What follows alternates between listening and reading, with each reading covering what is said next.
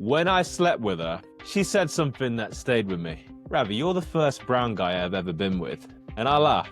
And then she laughed back and said, you know what? I never thought I'd sleep with a non-white guy. And I remember being a bit taken aback by that. And then I learned about the Oxford study. In today's video, we've got the community leaders from CMU, and we're going to be talking about a real and raw topic of race in dating, rejection, and we're going to share our raw, unfiltered truths as men from diverse backgrounds. We got community leader Romeo, we got community leader Kevin. Introduce yourselves, guys. What's up, YouTube channel? This is Romeo. I'm one of the community leaders at the CMU, the Core Masculine University. As you know, we are a very diverse crew. I happen to be the token white guy. Saves us with this frame. Says, you know, white savior complex. Yes, we're all very aware of that racial dynamic. But no, it is true. I am a white guy. And I've been a community leader at CMU since just about the inception. And I think we're here today to talk about a little topic called the Oxford study, which Oxford study, bitch. And the community leader has been slaying all over the world. We're going to talk about his story in another episode.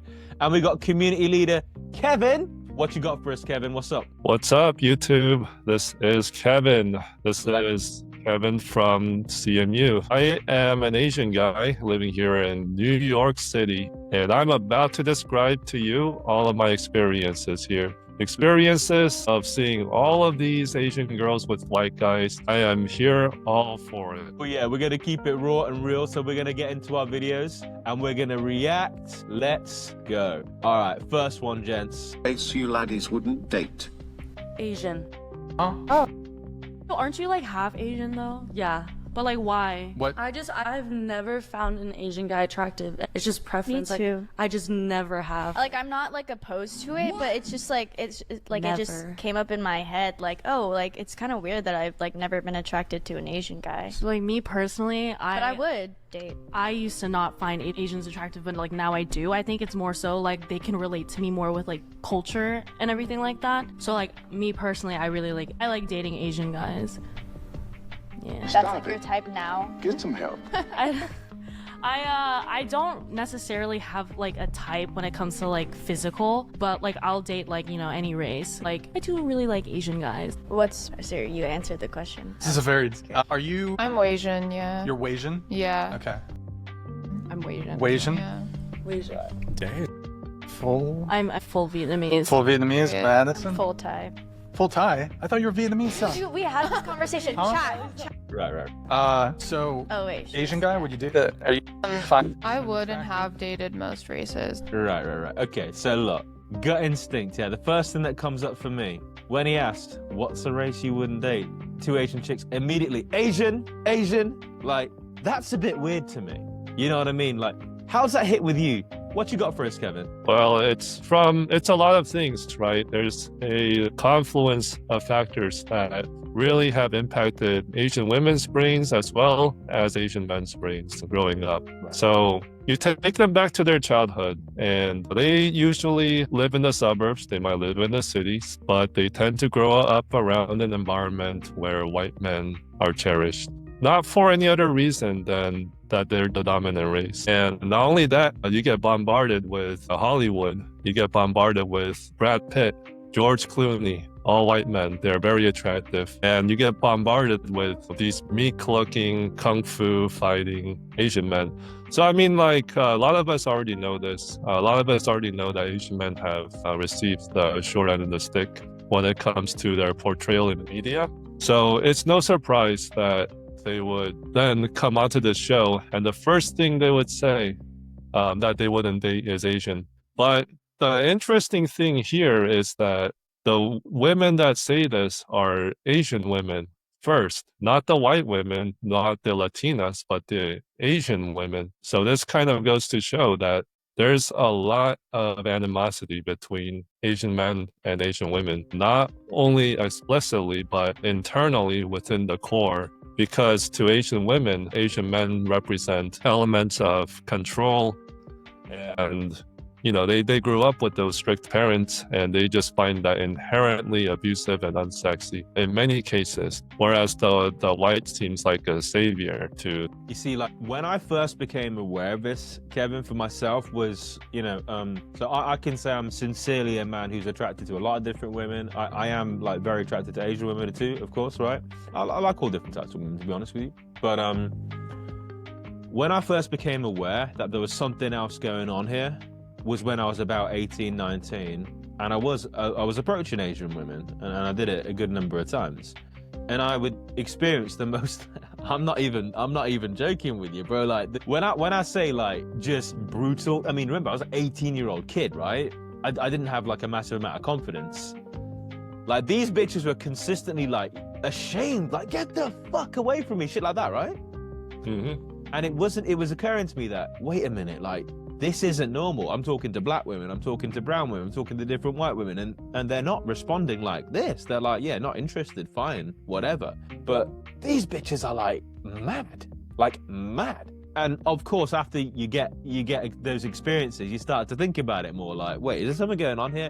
Remember, I'm naive, I'm a boy, I don't know shit about the world, right? And then here's where it gets interesting. Of course, I got a different friend, small backgrounds, right? One of my good mates back then, name was Paul. Yeah, cool dude, right? I used to hang out with him a lot. We used to play guitar together. He was chill. The thing with Paul, though, was he would be like a fucking magnet to these Asian women. And I'd be there, like, doing the same thing he's doing. Like, just standing there dancing, doing the same shit he is. But they're, like, fawning for him, right? Fawning for him.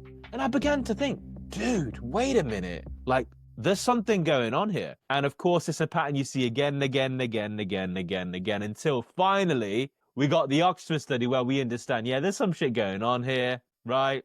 You touching it beautifully. And the aspect that I wanted to like really highlight on, right, was the fact that it's the anger, dude. It's like, it's the resentment. It's the like internal inferiority complex that these women kind of develop through growing up in Western culture and also like not liking aspects of their own culture that they project onto men of that part of the world. And the disturbing part is these women are like projecting traits onto white guys that they may not even have, right? Like this might also be a individual who could also be quite conservative. It could also be traditional.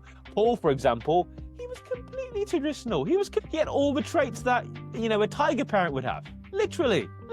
He was like we used to call him the brownest white guy, right? Because he was so conservative and traditional. But they didn't see that about him. They projected something else, which is where the psychology and conditioning comes into it. So Kev, I guess like, my question for you there is, did you ever question your own worth when you saw how, if you like, your women, right, fetishize men of other backgrounds? Well, absolutely.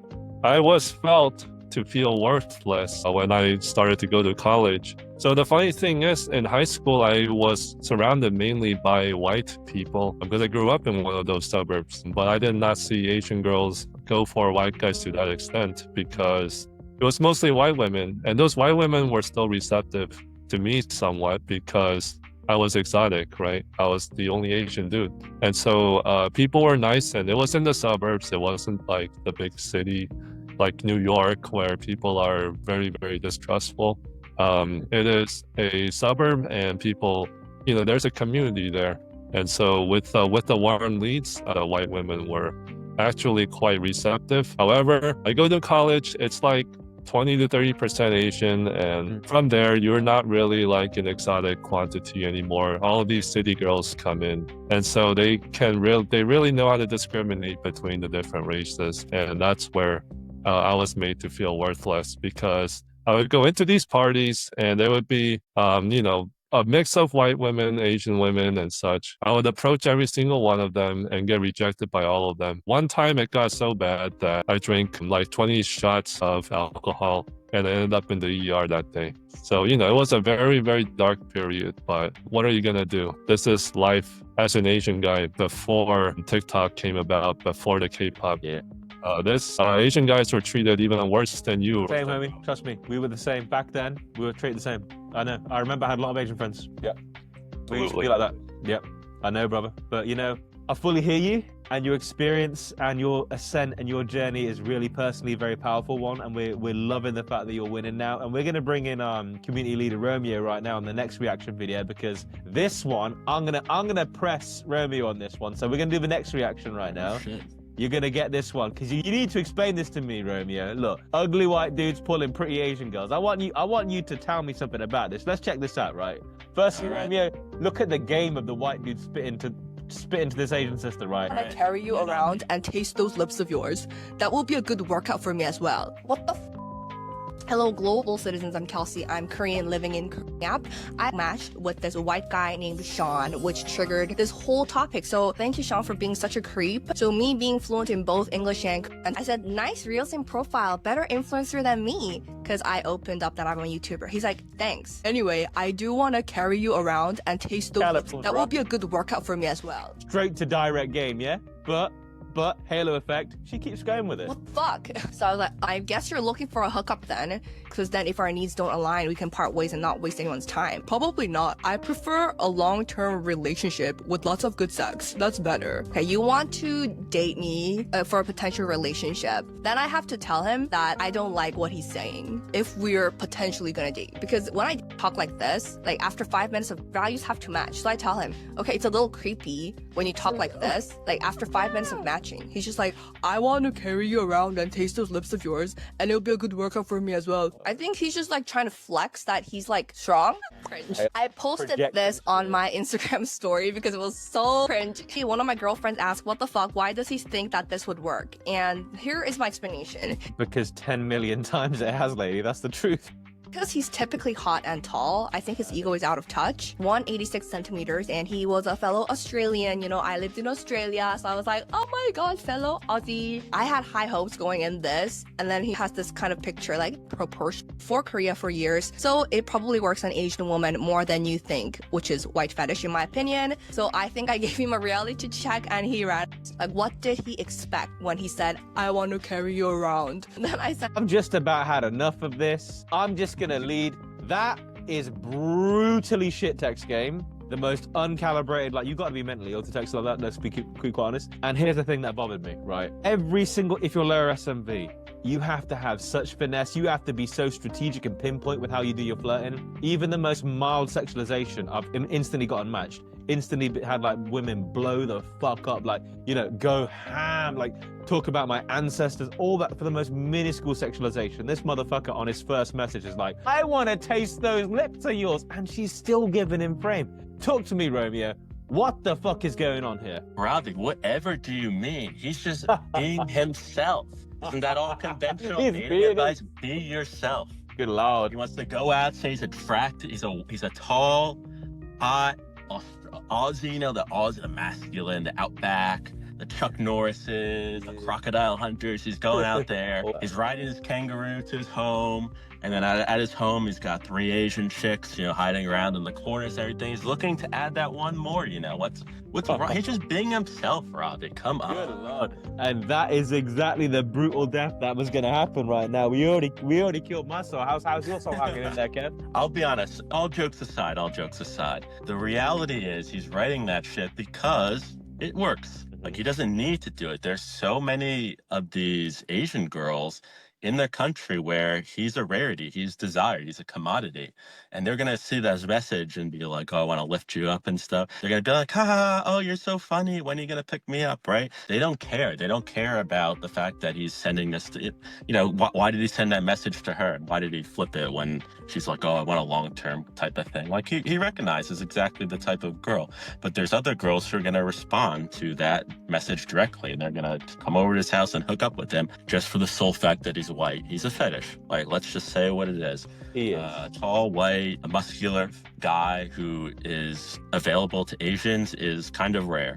You know, they live in a very homogenous country. It's rare to have foreigners in general there. It's rare to have white foreigners there. So the fact that he's there, he's just going to find girls who are, you know, they're young, they're discovering themselves, you know, want different types of experiences.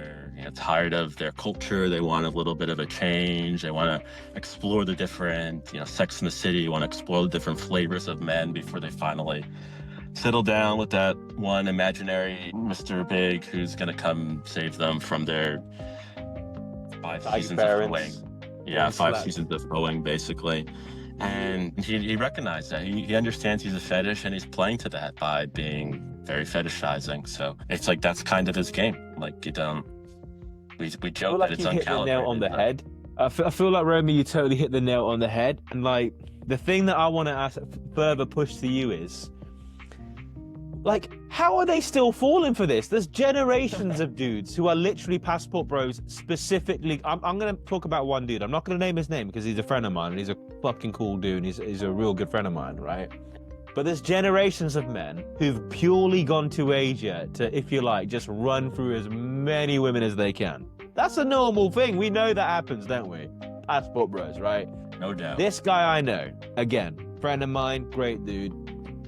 I'll give you some details. He's a guy from Greece, right? Greek guy, born and raised. You know, dude's cool. You know, he's a business owner, smart guy, loads of ability, attractive, all that. And yeah, he really likes Greek girls, and he's had loads of success with them in the past. But as he's come into, like, you know, mid-30s now, the grind of like approaching, dating, and like also running a business, you know, also being ambitious. And frankly, he had to work really hard to get Greek girls. And I mean, he had to hustle his little ass off. He just got sick and tired of how hard it was. And what he did instead was every 3 months, he goes to the Philippines. The numbers he is doing are so astronomical, I had to leave the chat. Because I couldn't handle it. I mean, he'll be there for a month and it's 3, 4, 5 girls a day. Just autopilot, right? He's running through astronomical numbers. And yet in Greece, he had to literally break himself off to get anything. So the location arbitrage these white guys are able to do, right? It's just mind-splitting physics, right? They can just multiply their value to astronomical numbers, you know what I mean? And the thing that bothers me is, like, we all know this, like, these women know this, and yet it just does. I can't see this ever changing. You know what I mean? No. Kevin, what have you got for us, man, on this? This is your sisters, Kevin. What's up? It's not on me. I didn't create all of this. I was not the victorious party in World War II, and having United States and Hollywood win over not only the hard power, but the soft power. And that's really what's at play here, is the soft power. Right. You've seen those old, like, video games, like, what was it, world conquering games or whatever, where you play as like a state, and it's like, oh, military victory, economic victory.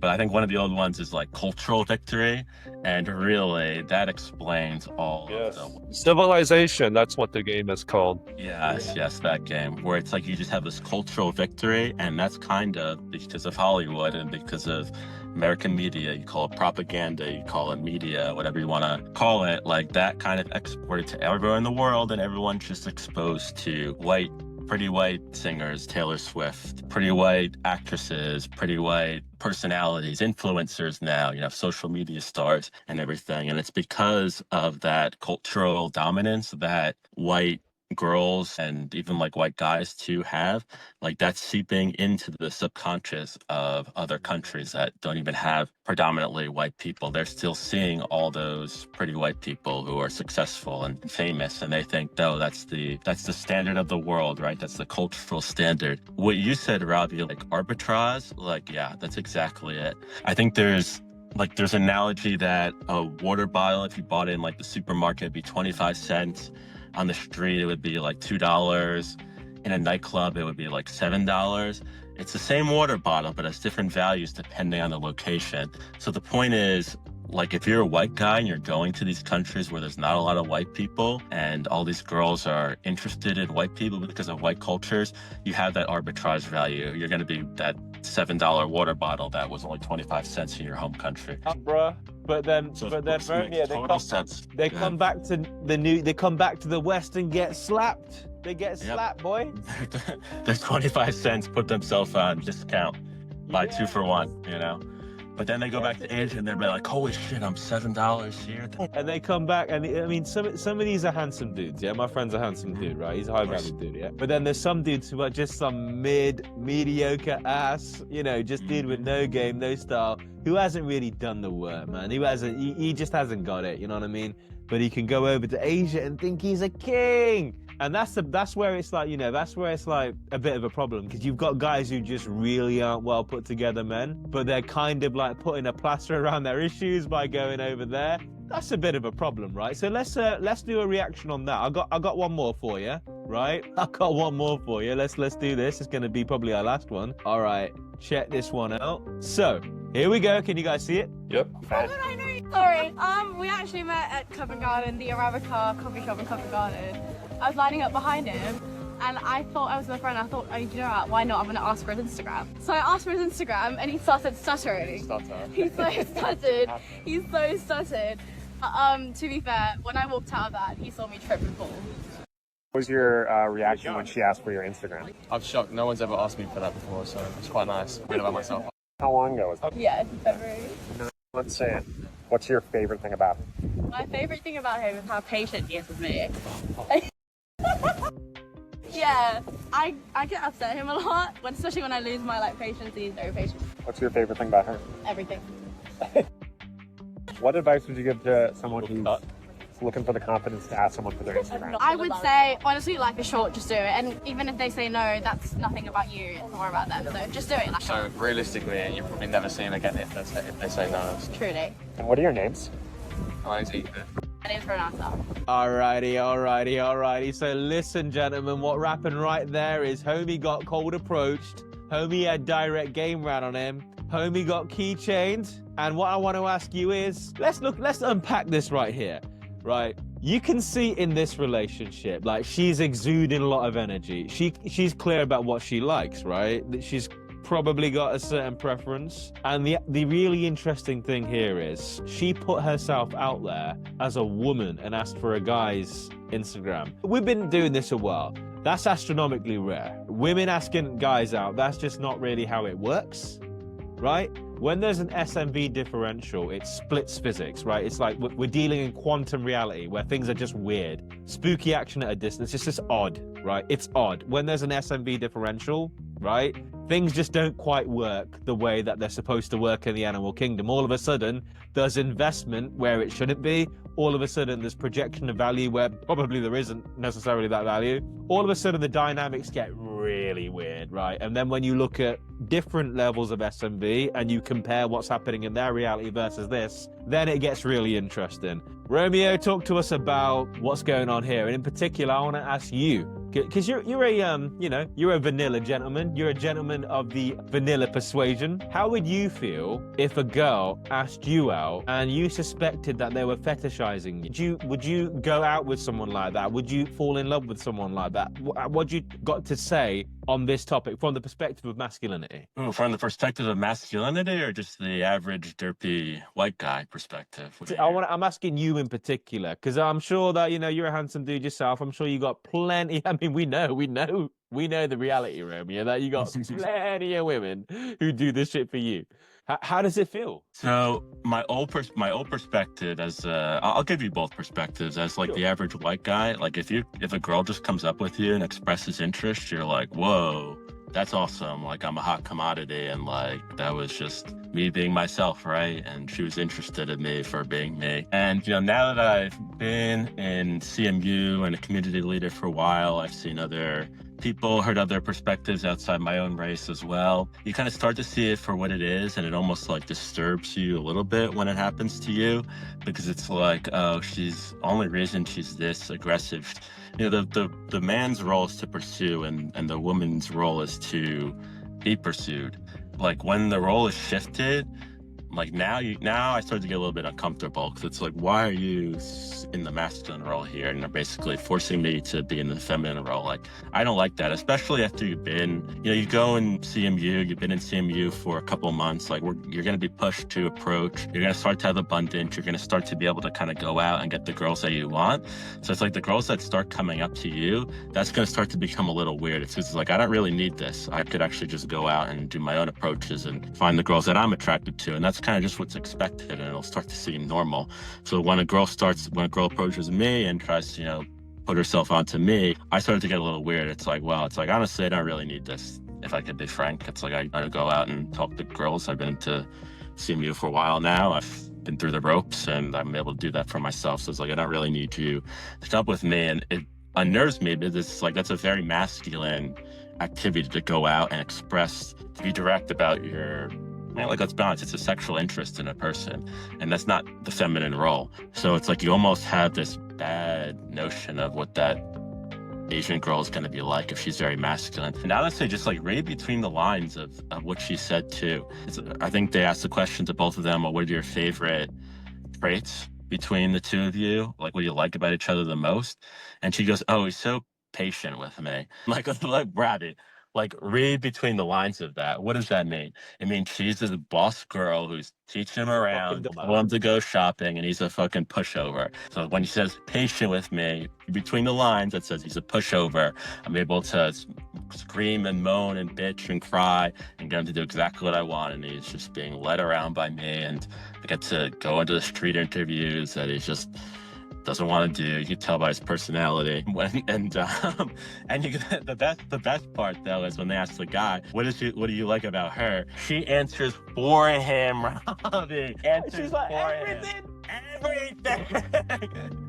She's like, bitch, you better not ruin this for me. Oh my God, that's just so telling of everything. It's like she's in charge of everything about him. That's exactly what she's saying. You can't even state his own opinion about her. So See, it's like read between the lines. That's a dynamic. Right? Yeah. And when when I have a girl approach me like that, that's the kind of dynamic they're interested in. So it's just like it becomes uncomfortable. So it's like what was for the average white guy, that's gonna be like awesome. And for me in the past, like that would have been like a nice ego boost. I would have probably got along with it. But now that he's like seen what that's gonna turn into, which is exactly in the video, and you read between the lines of what that relationship is like so easy, it's like that's not something you want. So it's just read between the lines, guys. Like, it's obvious. Like you said, Ravi, if the roles are reversed, it's not going to be, it's going to be a strange, awkward relationship like that. It's not as rainbow as the average, white guy is going to think it is when a girl approaches you like that. This shit is a incredible example of how in life, the way the world works, objective reality is going to persist beyond any of our delusions, right? You can't outwork your weak links. You have weak links in your masculinity. You're like drawing in like a fucking, you're hooking in bad experiences, like women who are going to distort your reality, take you down places that you don't want to go. Like, surviving the modern market is really about developing yourself to be the best version of yourself, the most masculine, the best leader, the best communications, the best vibe, the best presence. And when you're finding women who truly like you for your core, then you're going to have better experiences. We know many times, right? I mean, I've certainly remember some of the logs that you'd post, Romeo, where women virtually close you. And of course, you've gotten way better now. You're on a massive trajectory and gonna make a massive contribution to this space. But it's you really understanding what's going on in the deeper dynamics, and you frankly going through the fucking grinder in New York that's made you a masculine person. And this guy, he's never the chap. I hope the chap wakes up, because the reality is the world doesn't reward unmotivated fucking pussies who aren't going out and getting it. If you live passive and skirt off SMB, bad things will happen. You will underperform. You will underachieve, right? What are the characteristics and traits that you want in someone who's going to be a business partner for you? Hardworking, determined, a go-getter, takes risks. The world putting evolutionary pressure on us as men is good. It makes us better. Using the CMU method is good. It makes us better. It makes us contribute more value to society. Being a fucking cuckold walking around getting keychain because you haven't got a pair of balls is not good for him. It's not good for her. It's not good for civilization more broadly. So we need to wake people up so they can see this and analyze this behavior and understand what is going on. So to kind of wrap us up then, if you're a guy out there who is struggling, who is experiencing rejection, is experiencing a tough time in the dating market out there, I want you to know that you are not alone, and this can be turned around incredibly. CMU welcomes all serious, motivated men who are wanting to take agency and change their destiny, who aren't afraid of hard work, who aren't afraid of growing some balls and going out there and approaching, and who will commit to achieving their goals more broadly in life. You don't have to struggle with fetishization and invisibility. This is your wake-up call, guys. It's brutal out there. Yeah, this is your competition. But we're building a movement of men who are not going to outsource their value to seeing who's going to fetishize them, but are going to live the best life of abundance. Ravi, checking out. Join our movement. Like, comment, and subscribe. Thank you, Romeo. Thank you, Kevin. Looking forward to having you guys on here again.